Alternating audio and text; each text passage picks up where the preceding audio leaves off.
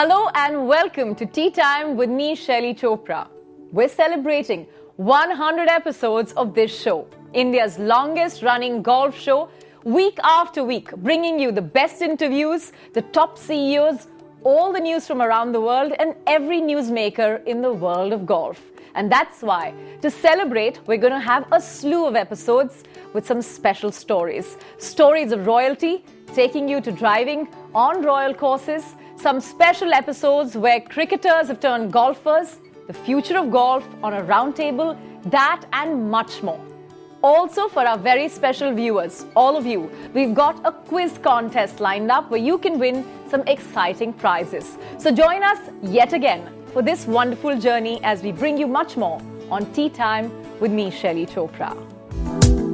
Tea Time celebrates its centenary all this month, and we kick it off in a truly royal style with Samarjit Singh Gaekwad. As part of the vision for this palace, I wouldn't have built this golf course had the palace not been there. And exciting prizes await you on our brand new Tea Time Trivia Quiz segment.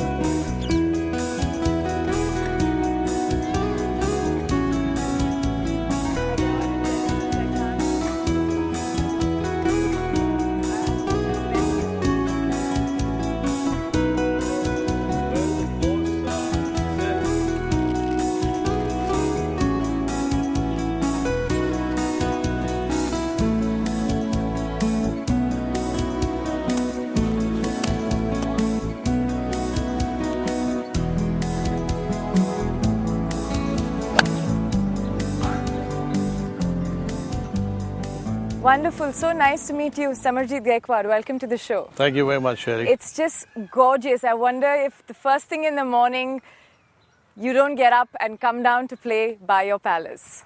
Well, it doesn't happen as much as I would have loved to. What keeps you busy? And given that you've got such a sprawling estate, I would imagine that itself is a huge task. Yes, of course, you see the golf course now, which has been about here for about 10 years. And it's complemented the palace so very well. And of course, every visitor that comes here is just taken aback by this whole magnificence of this palace and this golf course. But tell me, how did the idea come about to say, okay, we've got this palace, we've got a history of many hundred years, why don't we set up a golf course? When did that happen? I'm a very keen sportsman and I played cricket for Baroda. In 92, 93, I stopped playing. I had to take a call whether to pursue cricket or do something else. And at that point in time, I took over my family, various things that my family was involved in. And one of them was a farm within this estate. And I didn't know a thing about farming. And, every time the farm manager would come to me and say, look, there's no way our yield can improve. We don't get good money in the markets for our crop. And at the end of the year, we would end up making a loss on this farm, and we were not doing anything. And this is when about? In the mid-80s?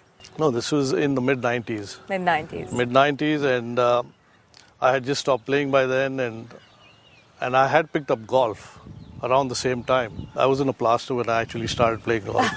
That's a good time to choose. A bit like your physiotherapy, I guess.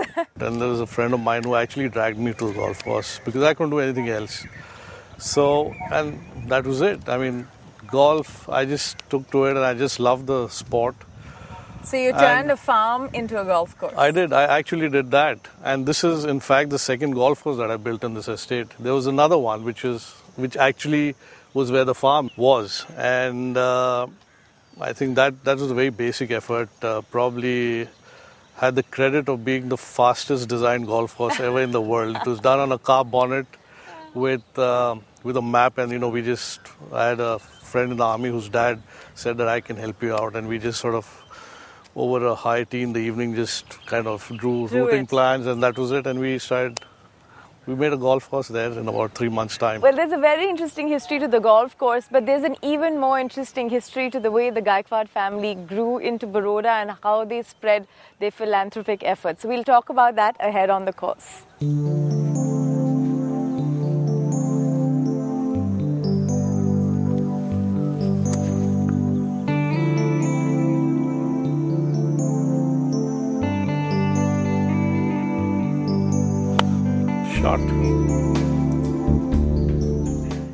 You were giving me a glimpse of it before I stopped you. Now tell us a little bit about this palace and how was it constructed? This palace was built in 1889, built by an Indian Maharaja with a British architect from the army, with British engineering and Indian craftsmen. Now, what you see on this palace is on the extreme right, where you see all those carved top is very much like an Hindu temple. Okay. So that signifies the Hindu element in this building. The center part is the dome, which is like the Muslim mosque sort of a dome. And the tower signifies Christianity. Okay. So you've got a blend of all three religions in this structure. When it was decided that this palace must be built, who decided firstly, and secondly, who helped build it up? This was built by probably one of the greatest rulers India has ever had, my great-great-grandfather, Maharaja Sayajirao. This was built for two people to live in, so it does not have very many bedrooms. It has a lot of rooms, it has a lot of corridors, it's got wonderful courtyards in them. Very interesting. Well, let's talk about the fact that, setting up this golf course has also mean creating another source of revenue, I would guess. Correct. Right? So, in terms of your own spread, where all do you spend your energies from a business standpoint, including the golf course? Well, initially, 10 years ago when I built this golf course, I was a little more involved, and at that point in time, I had few people working. It's different now. I have a far more settled team. Yeah. Although on the golf course front of it, attending various conferences and sort of reading up on a whole lot of things on maintenance, I'm pretty hands-on with my staff on the maintenance part of the golf course. Okay. So in terms of even buying machinery, buying equipment, I take those calls. Okay. But in the afternoon for a coffee, I quite invariably walk out and I go with our course superintendent around just to see a few things that are happening. So it's a 10-hole course right now, and Yes. you plan to take it up to 18? Yes, very soon, hopefully. I have a design for 18. I haven't built all the 18. I built the 10 in the first phase. But having played, I think, over 200 courses after having built this course, I just feel that I've missed out on a few things, including a cart path, which I think with the kind of weather we have and the profile of people who generally And play the length golf, of this course as well. and the length of this course, everything put together. And I think in the summers it gets warm. And also bring in a high-profile designer just to up the profile. Yeah. But that would happen along with when we make the palace into a hotel. I think Is that something that's definitely on the cards? Oh, yes. Okay, and do you think you would do a joint venture out there?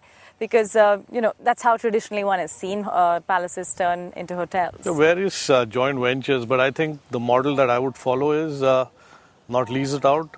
I would put the money in and give it to an established group to run the palace, operate the hotel.